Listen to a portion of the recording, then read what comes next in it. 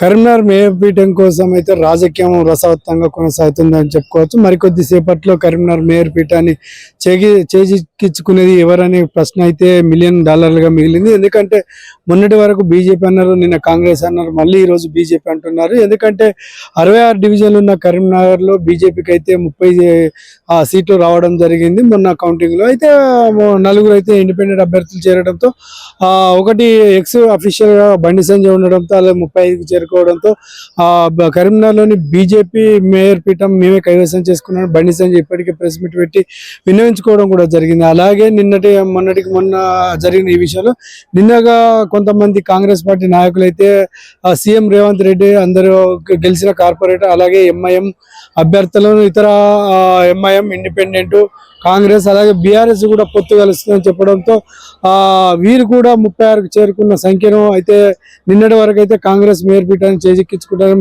మరొక వార్త వినబడ్డది. అయితే ఈ రోజు అయితే మళ్ళీ మార్నింగ్ ఉదయమే బీఆర్ఎస్ కాంగ్రెస్కు అలాగే మేయర్లో దూరం ఉంటుందని చెప్పడం కూడా జరుగుతుంది. ఎవరికి తాము మద్దతు ఇవ్వడం లేదంటే ఇటు గంగుల కమలాకర్ స్పష్టం చేయడంతో కరీంనగర్ మేయర్ పీఠం రసవత్తంగా సాగిందని చెప్పుకోవచ్చు. ఎందుకంటే స్పష్టమైన మెజార్టీకి ఎవరికి రాకపోవడంతో నిజామాబాద్ లాగే కరీంనగర్లో కూడా అవుతుందనే పరిస్థితి అయితే నెలకొన్నదని మనం చెప్పుకోవచ్చు. ఎందుకంటే మేయర్ పీఠానికి కావాల్సిన 35 సీట్లకైతే బీజేపీ అయితే రెడీగా ఉన్నట్టు.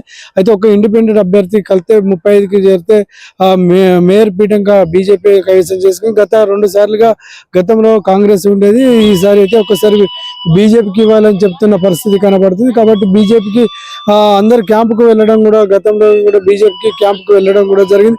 ఎవరైతే బీజేపీ అభ్యర్థులు గెలిచారో వెంబడే వెళ్ళడం జరిగింది. 30 ఉన్న బీజేపీ క్యాండిడేట్లకు 4 ఇండిపెండెంట్ అభ్యర్థులు చేరడంతో బీజేపీ బలం 34 చేరుకుంది.